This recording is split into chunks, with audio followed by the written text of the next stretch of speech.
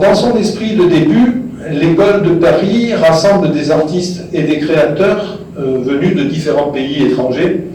Bien au-delà des peintres ou des sculpteurs, c'est en fait un espace de talents divers qui s'est constitué. Un espace de divers secteurs culturels aussi, c'est-à-dire non seulement la peinture ou la sculpture, mais également le théâtre, la musique, la danse, et donc tout ce qui pouvait constituer aussi des visions nouvelles d'art, y compris l'architecture aussi.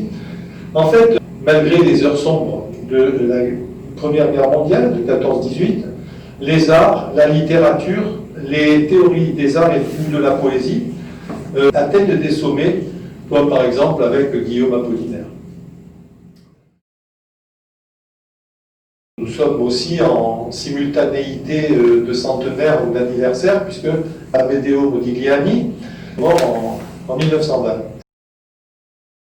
On rencontre parmi tous ces artistes qui constituent l'école de Paris, on note de nombreux artistes qui arrivent originaires de pays de l'Est, notamment d'Allemagne, de Bulgarie. Donc l'école de Paris est très cosmopolite, on peut dire, avec des échanges culturels très importants, avec, comme je vous disais, de Bulgarie, mais aussi de Hongrie, de Pologne, de Roumanie, de Russie, de Tchécoslovaquie également, à l'époque, et qui participèrent donc à cette évolution par beaucoup d'échanges. Il y a eu des lieux particulièrement emblématiques, notamment les fameux brasseries de café où les artistes se sont rencontrés, comme la brasserie du Dôme, la Coupole, la Rotonde. Et d'ailleurs, je tiens à saluer ici la présence donc de M. Cazorla, qui a été effectivement directeur et propriétaire avec son épouse donc, de la galerie du Dôme à Paris, et donc qui est une galerie emblématique qui était en façade justement de la brasserie du Dôme à côté de la Rotonde.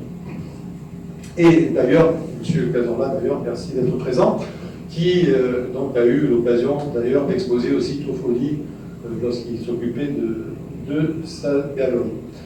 Donc ceci dit, cette première école de Paris compte de nombreux artistes venus de divers horizons. Et la capitale était en fait un pôle attractif. Si ces artistes venaient dans la première école de Paris, dans ces années 10 et 20, c'était surtout parce que c'était très attractif. Paris était une capitale des arts. C'était incontournable pour des artistes, effectivement, de venir dans cette ville qui, mondialement, déjà rayonnait. Paris était internationalement renommé. Les artistes de tout pays pouvaient venir s'y installer durablement ou y faire simplement un séjour formateur pour y nouer des liens d'amitié et se faire connaître. Donc la tendance figurative dans la première école de Paris était en pleine évolution. On parle des années 10, des années 20. C'est-à-dire que quand on parle des années 10, 1910, ça couvre la décennie 10-20. Donc quand on parle des années 1920, c'est la décennie 1920 couvre jusqu'aux années 30, et ainsi de suite. Et ceci dit, la tendance figurative était en pleine évolution. Une nouvelle tendance avec l'école de Paris, avec les nouveaux artistes qui venaient de tous ces pays, qui évoluaient dans des formes esthétiques de peinture complètement différentes. Il faut souligner que l'école de Paris est essentiellement une école internationale, c'est-à-dire que c'est une école qui concerne des nationalités étrangères qui étaient à Paris et justement, à partir de là, pouvaient fusionner dans leurs idées, dans leur compréhension de l'art, et en même temps pouvoir permettre des échanges entre les différentes disciplines. C'est pour ça que c'est particulièrement intéressant. Les disciplines, que ce soit la danse, le théâtre, la musique, on a eu beaucoup de décors de théâtre qui ont été faits par des artistes à cette époque. C'était les débuts où vraiment il y avait une osmose, parce que c'était des créations qui avançaient ensemble, de pair, surtout dans des communautés étrangères qui se retrouvaient effectivement pour générer des nouvelles formes d'art, énormément s'entraider aussi. Il y avait beaucoup d'amitié et tout cela faisait progresser la peinture et la façon de voir l'art aussi.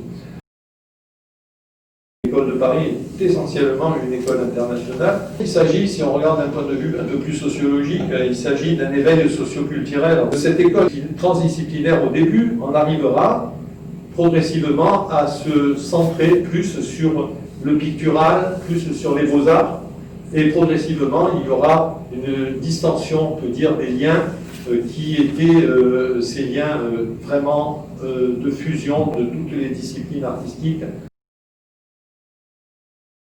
Après la Seconde Guerre mondiale, donc à partir de 1945 et notamment en 1952, apparaîtra ce que certains appellent la Seconde École de Paris, mais en fait qui s'est intitulée à partir de 1952 à l'initiative d'un artiste et d'un critique d'art, Charles Estienne, qui a fondé en fait la nouvelle école de Paris, celle qui existe encore aujourd'hui, et qui a été fondée en 1952. Mais effectivement, avec les années qui passent, cette école a eu progressivement pu voir la disparition de nombreux de ces artistes. Et effectivement, de plus en plus, il y a une nécessité de maintenir cette notion d'école de Paris pour le XXIe siècle, mais la maintenir aussi dans une conception différente de la nouvelle école de Paris, qui s'est orientée beaucoup sur l'art contemporain et l'art abstrait.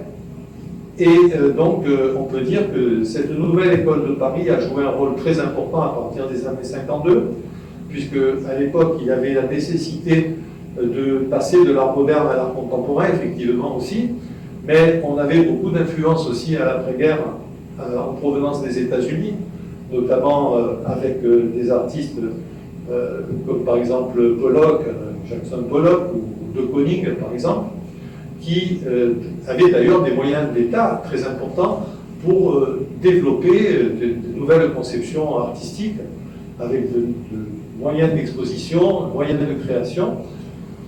Et cette nouvelle école de Paris internationale et française à Paris a pu, grâce à des artistes comme Georges Mathieu par exemple, ont pu effectivement apporter une innovation très importante, et ces grands artistes, ces grands maîtres ont permis et permettent à ce que l'art contemporain français reste de haut niveau international.